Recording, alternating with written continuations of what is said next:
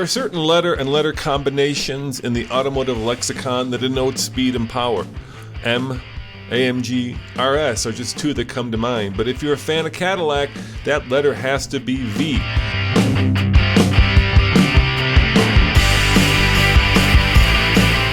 And this week at the LA Auto Show, a new V was born, the Cadillac ATS-V, 185 mile an hour top speed, 0 to 60 in 3.9 seconds, 455 horsepower.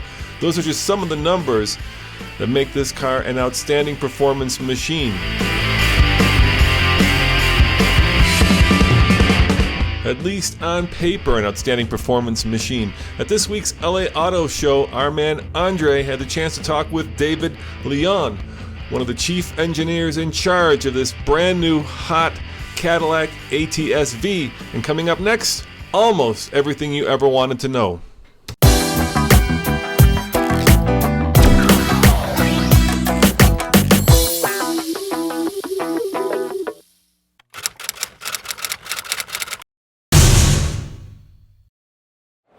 Everybody's excited about the new ATS-V. Can you tell us more, what is this vehicle made up of? Sure. The V Series is the ultimate expression of the passion that exists at the core of the Cadillac brand. It's all about performance, technology, and design. But with the V Series, we focus more on the performance side of it. And so everything you see in this vehicle that's different from the standard car had to earn its way onto the car because it added to the performance, either through higher top speed, reduced drag, improved airflow. And those are the things that drove the exterior appearance changes on this car. We started out in the front end of the vehicle. We needed to improve the airflow of the car so that we could go ahead and cool the 455 horses that are under hood. And it meant that we needed roughly 50% more airflow through the front of the car. So the front grille is open.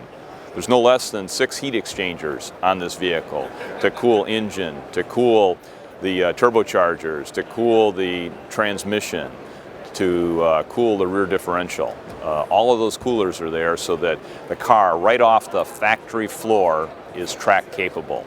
There's no need to purchase a $9,000 brake package like we have on some of the competitors to be track capable. This one's track capable right off the factory floor. So tell us a little bit the specs on the engine. Sure.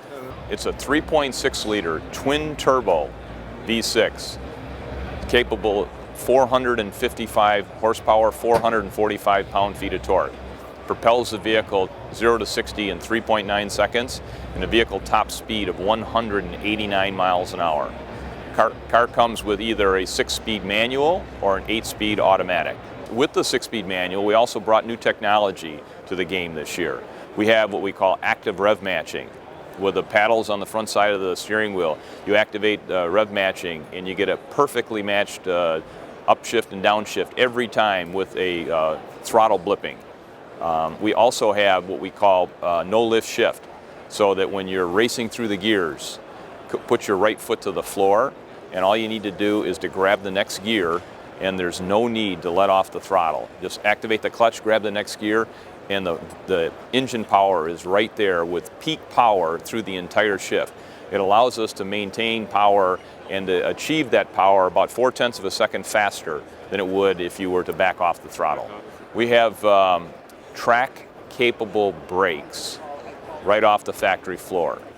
We have 370 millimeter front rotors, 339 millimeter rear rotors on this. 6-piston fixed Brembo calipers up front, 4-piston in the rear. The brakes, I defy anybody to get them to fade. We've got over 10,000 miles of track testing on this car. We have not been able to get them to fade just once, not even once. And so the car handles like it's on rails.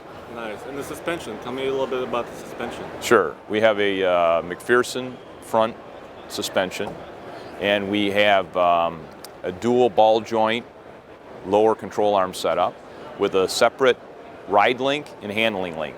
The ride link is unchanged. The handling link, though, which is where the steering response and handling is taken through, we replaced the elastomeric or the rubber bushings with cross-axis ball joints. Cross-axis ball joints have very easy to articulate joints, but there's zero deflection or translation, which means that it is extremely precise. And we replaced that on the handling link in the front. We replaced them on the toe link in the rear, and that gives you very precise steering. It's like knife edge quick, without any compliance, and the car just feels fantastic. So crisp, so linear. You feel the road. You know exactly where you're at, and you can basically place it on a dime. And it has magnetic ride control? It has our latest Gen 3 magnetic ride control. And new for 2016, we have what we call a twin coil dual wire system. And what that does is we added another coil to each one of the dampers, which means it can respond 40% faster, and it has 40% more control authority. So there's more control and it comes on faster. Previously we've talked about going down the road at 60 miles an hour. It measures the road every inch traveled. And previously, it could adjust from full soft to full firm in 3 inches of travel, road. Now, for 2016, it can adjust within 1 inch of road travel at 60 miles an hour. That's how fast it is, and it's due to the second coil, and the microprocessor has 3 times the computing power capability. The coupe and the sedan, they share powertrain and chassis identically. Wheelbase is identical.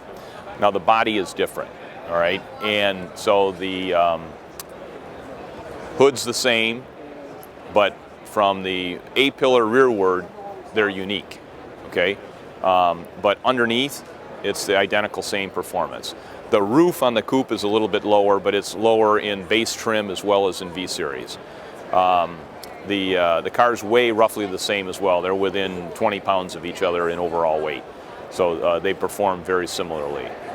And is the coupe a little bit wider? Does it have a wider track? The track on the coupe and the sedan are the same, okay? We have the same front wheels, the same control arms, the same chassis. The change from the base car is different because the coupe starts out as a wider car. The front track is 20 millimeters wider than the sedan to start with, and the rear track is 40 millimeters wider on the base coupe. When we get to the V-Series, they're identical, and that's why you see a greater change on the sedan than you see on the coupe. We have Recaro seats that are optional that allow you to stay in place for track driving, yet remain very comfortable. The interior has micro-suede inserts on the IP seats. The steering wheel and shifter come with an optional micro-suede trim. The seat back panels of the Recaro seats are also micro-sueded, so that regardless of where you're sitting, you know you're in a Cadillac. You know it's a luxury vehicle. The decorative trim on the inside is also a low-gloss carbon fiber trim. Looks very rich and beautiful on the inside of the car. And then the cluster, the instrument cluster, is unique to the V-Series with unique needles, gauges, and graphics. Right. And then we also have the performance data recorder on the V. It's not available on the standard car, and that's with a windshield mounted camera that reads the road, takes pictures of where you're going, and it measures everything you can imagine relative to driving performance on the track. You can review your data, you can analyze and improve it, and then once you get track times and performance that you like, you can send that off to your friends in social media and share with them that beautiful picture. So when is these cars are going to be available? These cars will be available in market end of second quarter next year. And do you have any pricing available? We have not announced pricing yet, other than to say they will be competitively priced with those in the segment. And its closest competitors would be the BMW M3 and M4, the Mercedes C63 AMG, and then the Audi R5S.